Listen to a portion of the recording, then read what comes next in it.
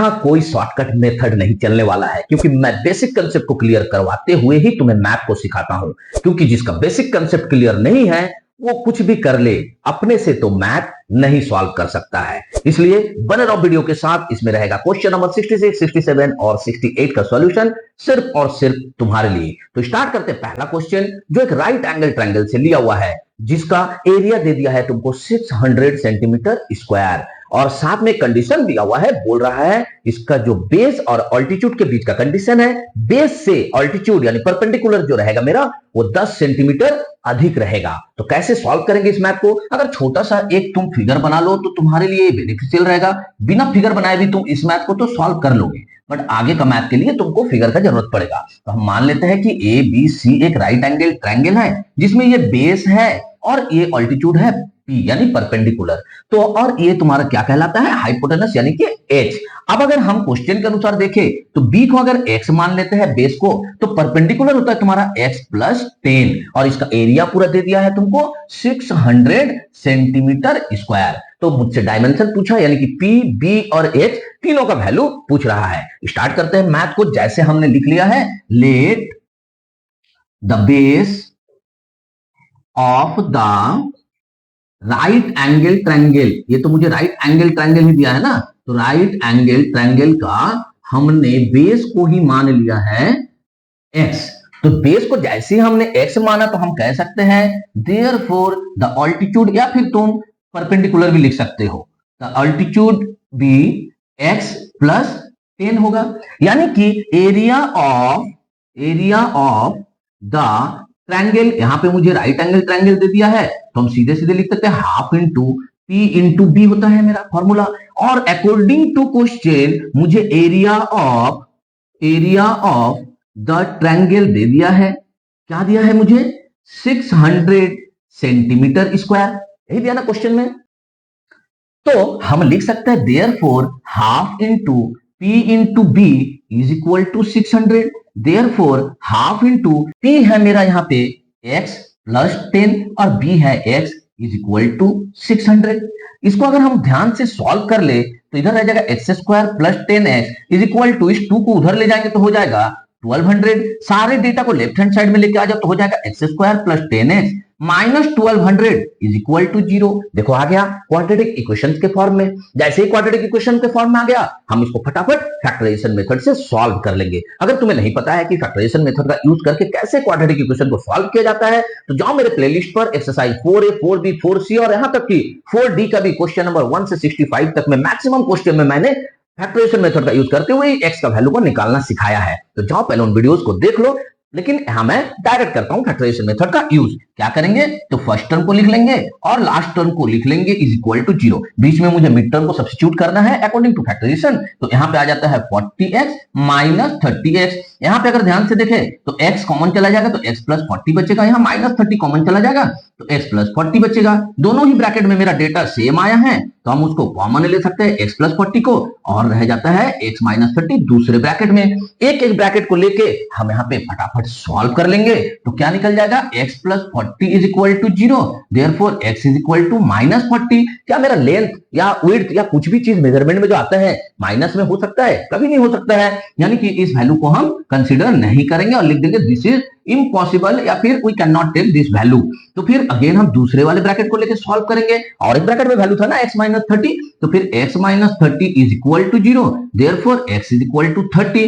x 30 निकल गया, मतलब अपना बेस निकल गया, तो हम कह सकते हैं therefore base is equal to 30 centimetre. तो बेस अगर निकल गया तो ऑल्टीट्यूड बोलो या परपेंडिकुलर बोलो, ये कितना निकलेगा तुम्हारा? x प्लस 10 यानी कि 30 प्लस 10 यानी 40 सेंटीमीटर। ये दो तो निकल गया, बट डायमेंशन जब भी पूछा है तो मुझे तीनों साइड निकाल के देना होगा, यानी कि h भी निकाल के देना होगा। और हम जानते हैं कि h square is equal to क्या होता है? p square plus b square, यानी कि यहाँ p का वैल्यू आ जाता है मेरा 40 का स्क्वायर, अब b का वैल्यू आता है 30 का स्क्वायर, यानी कि यहाँ h स्क्वायर लिखते जाना, क्योंकि ये h नहीं निकाल रहे स्क्वायर में आ रहा है। तो यहाँ पे हो जाता है 1600 प्लस यहाँ पे आ जाता है 900, तो h square is equal to आ जाता है 2500, यानी कि h is equal to under root 2500। इसको सॉल्व करके देखो तो 50 सेंटीमीटर आ जाता है, यानी कि ये बेस, ऑल्टीट्यूड और ये हाइपोटेनस तीनों ही मेरा डायमेंशन बन जाएगा।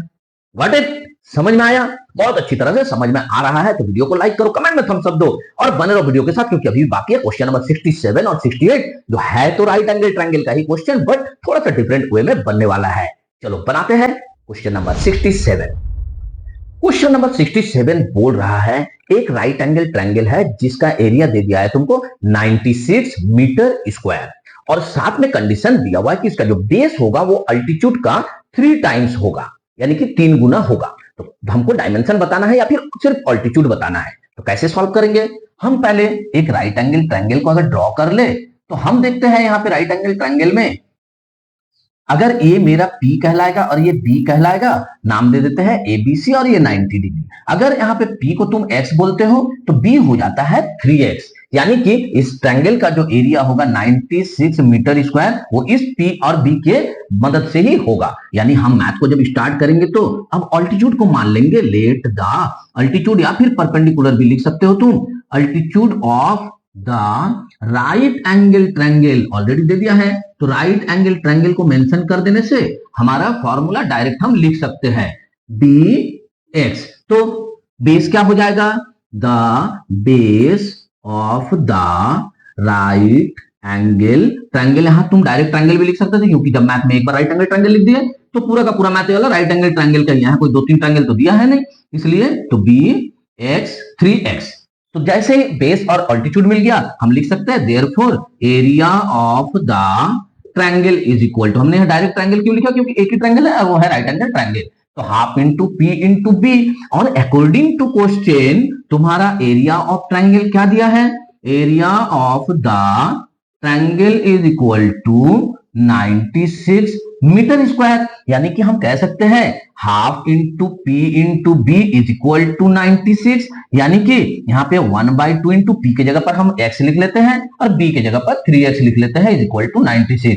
इसको अगर सॉल्व कर ले तो हो जाएगा 3x square is equal to 2 उधर चला जाएगा, 96 के साथ मल्टीप्लाई होगा तो मल्टीप्लाई भी कर सकते हो या ऐसे भी लिख सकते हो। अभी कहूं क्यों मैंने मल्टीप्लाई नहीं किया, देखो यहाँ पे समझ में आएगा। x square is equal to जब करेंगे 96 इंटू 2/3 तो ये ऑलरेडी 3 से कटना ही है तो फिर मल्टीप्लाई करो फिर डिवाइड करो, क्या जरूरत है? जब मेरा इजी प्रोसेस से काम हो जाए तो इजी प्रोसेस से करेंगे। Therefore x square is equal to 32 into 2 यानी कि 64, तो therefore x is equal to under root 64 यानी कि 8 मीटर। x निकल गया यानी कि मेरा अल्टीट्यूड निकल गया, बट क्वेश्चन में क्या पूछा है? बेस निकालना है ना तुम्हें, तो बेस क्या है मेरा? तो therefore base is equal to 3x है, यानी कि 3 इंटू 8 यानी 24 मीटर आंसर हो गया। समझ में आया? तो अगर तुम्हें वीडियो से फायदा हो रहा है, वीडियो से कुछ सीख रहे हो तो वीडियो को लाइक किया करो, कमेंट में थम्स अप दिया करो और साथ ही चैनल को सब्सक्राइब कर लो, बेल आइकन को क्लिक कर दो क्योंकि मैं हर रोज तुम्हारे लिए वीडियो अपलोड करके देता हूं सिर्फ और सिर्फ तुम्हें मैथ सिखाने के लिए, उसका नोटिफिकेशन तुम तक पहुंचना चाहिए। साथ ही चैनल को शेयर करो अपने फ्रेंड सर्कल और रिलेटिव्स के बीच, क्योंकि हर बच्चा को सीखना है कंसेप्ट को क्लियर करते हुए इजी प्रोसेस से मैथ को खुद से सॉल्व करना, यानी कि सेल्फ डिपेंडेंट बनना। तो चलो इस वीडियो का लास्ट क्वेश्चन, क्वेश्चन नंबर 68 को फटाफट सॉल्व कर लेते हैं।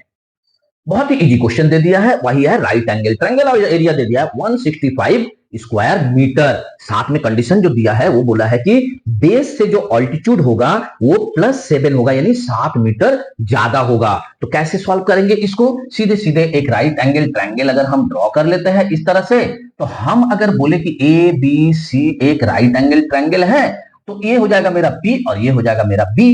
बेस को अगर हम x कहते हैं तो P हो जाएगा मेरा x + 7 और इसका एरिया तुमको दे दिया है 165 मीटर स्क्वायर। तो बताओ कि इसका बेस और अल्टीट्यूड का वैल्यू कितना होगा? तो स्टार्ट करेंगे मैथ को जहां से हमने ड्रॉ किया है, यानी कि let the base of the right angle triangle, ये हम मान लेंगे राइट एंगल ट्रायंगल का जो बेस है वो x होगा हमारा, तो x। जैसे ही हमने बेस को मान लिया हम अल्टीट्यूड को बोल सकते हैं कि x + 7 होगा, यानी द अल्टीट्यूड ऑफ द, यहां तुम डायरेक्ट ट्रायंगल भी लिख सकते हो क्योंकि एक ही ट्रायंगल का बात हो रहा है, तो ऑलरेडी एक बार हमने राइट एंगल मेंशन कर दिया तो ये राइट एंगल ही होगा, तो इज इक्वल टू x + 7, यानी कि द एरिया ऑफ क्या हो जाएगा triangle? The area of the triangle is equal to half into P into B हो जाएगा। और according to question the area of the triangle कितना दे दिया है हमें?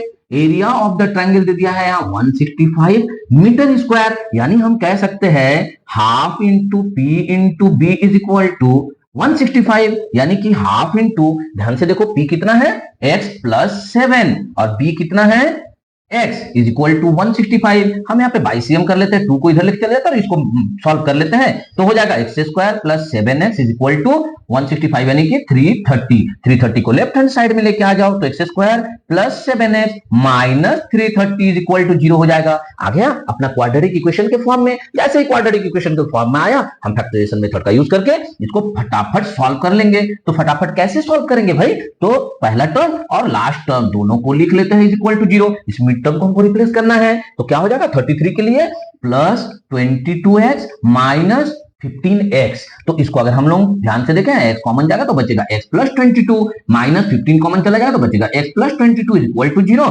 दोनों ही ब्रैकेट में सेम चीज आया है तो उसको हम कॉमन ले लेंगे और जो शेष बचता है उसको दूसरे ब्रैकेट में लिख लेंगे। अब एक एक ब्रैकेट को हम यहाँ पे सॉल्व कर लेते हैं, यानी कि पहले x plus 22 is equal to 0 ले लेते हैं, तो therefore x is equal to minus 22। Minus 22 हमारा लेंथ नहीं हो सकता नेगेटिव नंबर, इसलिए हम इसको कंसिडर नहीं करेंगे और लिख देंगे भैया ये वैल्यू पॉसिबल नहीं है। अब अगेन हम सेकंड वाले ब्रैकेट को लेके भी तो सॉल्व करेंगे, जो x माइनस 15 दिया हुआ है, यानी कि x minus 15 is equal to 0, तो therefore x is equal to 15 metre. x हमने किसको माना था, तो बेस को माना था, तो देयरफॉर लिख सकते हैं base is equal to 15 metre और ऑल्टीट्यूड या परपेंडिकुलर कितना हो जाएगा तुम्हारा, बोला है ना कि x प्लस 7, तो इसको हम लिख सकते हैं 22 मीटर। इन दोनों को ही हम आंसर के रूप में दिखा सकते हैं जो हमसे क्वेश्चन ने पूछा था। उम्मीद है कि तीनों मैथ का सॉल्यूशन तुम्हें बहुत अच्छी तरीके से समझ में आया। मैं जिस कंसेप्ट को क्लियर करते हुए तुम्हें सिखा रहा हूं वो कंसेप्ट तुम्हें बहुत इजी लग रहा है और समझ में भी आ रहा है।